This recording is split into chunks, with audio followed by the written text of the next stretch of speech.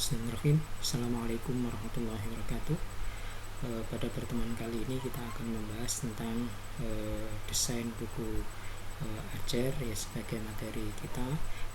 Apa itu, apa pentingnya, bagaimana dan cara kita ya untuk membuat buku ajar. Tujuan akhir dari materi ini adalah membuat produk yang berupa buku ajar mulai dari kelas SD hingga ke SMA ya. Nanti kita bagi-bagi dan kita bahas siapa yang membuat buku ya, kelas 1, kelas 2, kelas 3 ya, MI atau SD ya, sampai kelas 6, kemudian MTS atau SMP, dan kemudian SMK ya, SMA atau MA ya, termasuk MAK. Nanti kita bahas satu persatu ya, siapa yang bertugas membuat buku apa. Itu target akhir dari pembelajaran ini, yaitu membuat buku ajar. Pertama, ini yang perlu kita ketahui bahwa ada segitiga emas ya dalam pembelajaran fil lughah Arabiyah wa fi ghairiha ya, baik bahasa Arab maupun yang lainnya. Yang pertama adalah adanya guru, kemudian ada pembelajar, dan kemudian ada isi ya, atau buku ajar. Di antaranya ya, di antara isi ini adalah buku ajar. Di samping juga tujuan pembelajaran ya, lingkungan sekolah ya, dan lain-lain ya. Nah, ini salah satunya yaitu buku ajar. Kalau salah satunya ini pincang, maka proses pembelajaran juga pasti akan pincang. Urgensi buku ajar, ahamiyatu alkitab al-madrasi ya.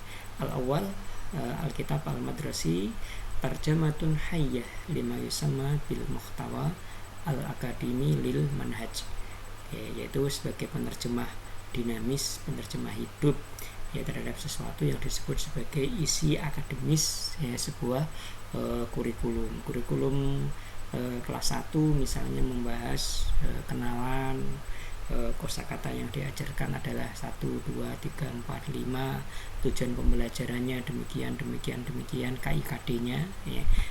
Kemudian kosakatanya ini ya.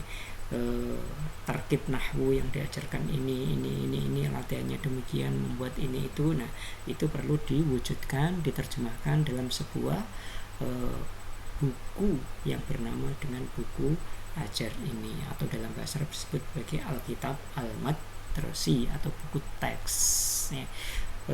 Ini merupakan sebuah ruknun rakin li amalil ta'lim ya, sebuah dasar yang pokok, yang utama ya dalam aktivitas belajar mengajar. Amaliyah itu ta'allum ya, aktivitas belajar mengajar, KBM ya. KBM itu bahasa Arabnya amaliyatut ta'allum, kegiatan belajar mengajar.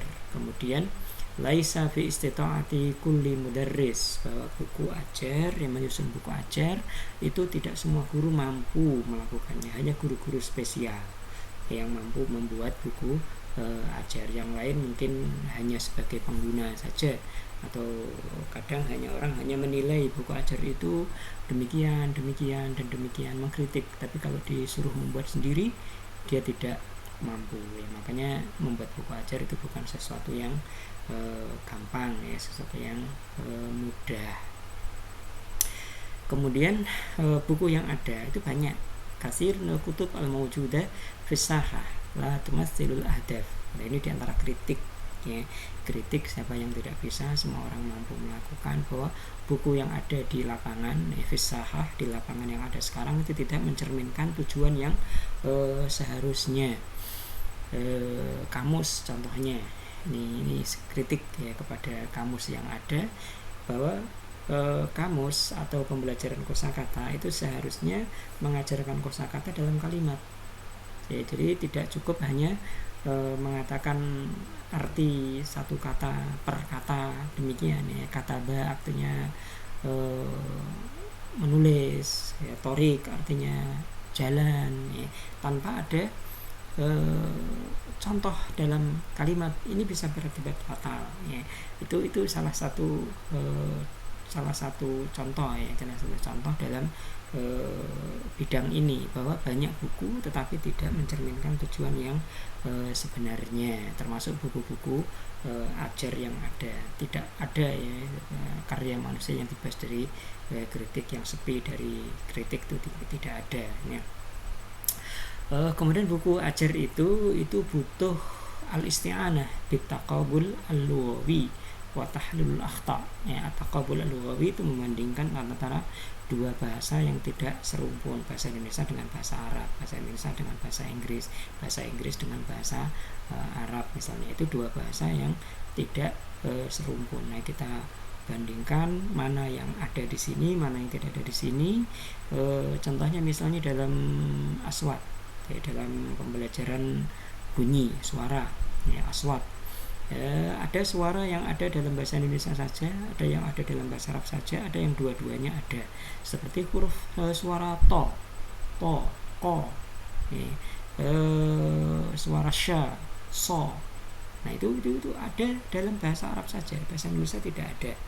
Nah, ini perlu difokuskan di dalam pembelajaran, karena adanya dalam bahasa asing itu, bahasa tujuan. Sementara dalam bahasa Arab, dalam bahasa Indonesia, suara-suara itu tidak ada, ya, sehingga ini perlu difokuskan dalam pembelajaran. Nah, ketika menyusun buku ajar, berarti yang difokuskan adalah yang model seperti ini, yang ada hanya dalam bahasa tujuan, sementara dalam bahasa asli atau bahasa ibu itu tidak ada. Dan ada juga suara yang ada dalam bahasa ibu saja, misalnya suara nga, ya, suara ya, suara nya, itu ada dalam bahasa Indonesia saja, dalam bahasa Arab nggak ada. Nah, itu jangan sampai ketika mempelajari bahasa Arab suara nga itu masih masuk, ya, tulung, agung, nganjuk. Nah, itu ada dalam bahasa kita saja, bangkalan. Dalam bahasa Arab nggak ada, tidak ada suara itu tidak ada, suara sengau itu tidak ada dalam bahasa Arab. Nah, jangan sampai ketika membaca Al-Quran misalnya, atau berbicara bahasa Arab, kita memasukkan suara itu, alhamdulillahirabbil ngalamin. Itu tidak boleh, tidak ada, karena suara a itu tidak ada dalam bahasa tujuan atau dalam bahasa Arab. Fil lughah al-arabiyah sautunga la yujad, ya, fil lughah al-arabiyah, itu taqabul al-lughawi namanya. Kemudian tahrirul akhta, analisa kesalahan murid. Ketika murid kita ajar, terus kemudian kita suruh untuk melaksanakan suatu tugas, misalnya insya atau yang lainnya, misalnya kita koreksi, dan kemudian ada beberapa kesalahan. Nah, kesalahan itu kita kumpulkan, kita cari, mungkin dalam satu kelas itu ada kesalahan-kesalahan yang mirip. Nah, kesalahan-kesalahan yang mirip itu kemudian dilakukan analisa. Untuk apa tujuannya? Untuk melakukan perbaikan di masa mendatang, baik perbaikan yang berupa pembelajaran itu sendiri, ataupun perbaikan yang berupa penerbitan buku baru, edisi revisi dari yang sudah ada. Karena yang sudah ada itu mungkin banyak tidak pasnya, ya, banyak yang kurang tepat.